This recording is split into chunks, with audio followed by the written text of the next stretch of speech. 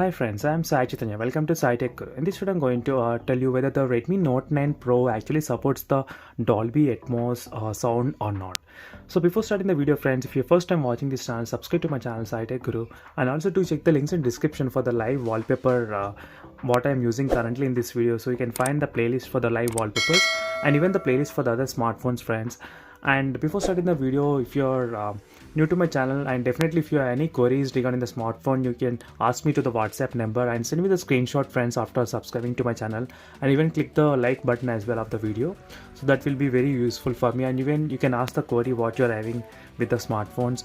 And in this video I'll be showing you, as I said, whether the phone supports the Dolby Atmos or not.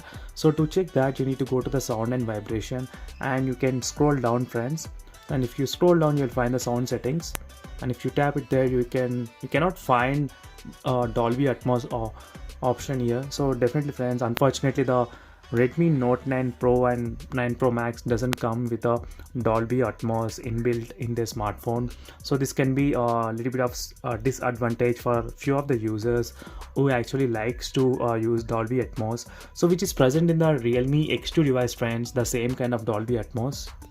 So let me try to show you, friends. Here is the Realme X2 model, and here you can see the Dolby Atmos sound is present, as you can see, and which is not present in the Redmi Note 9 Pro device, friends. So which will be very disadvantage in the Redmi Note 9 Pro and 9 Pro Max device. So if you're caring about the sound quality, and forget about the Dolby Atmos, but the other phones like POCO X2 and the Redmi K20 Pro device, so where the Redmi phones will be having their own sound system, which is called Hi-Fi audio, as you can see, friends.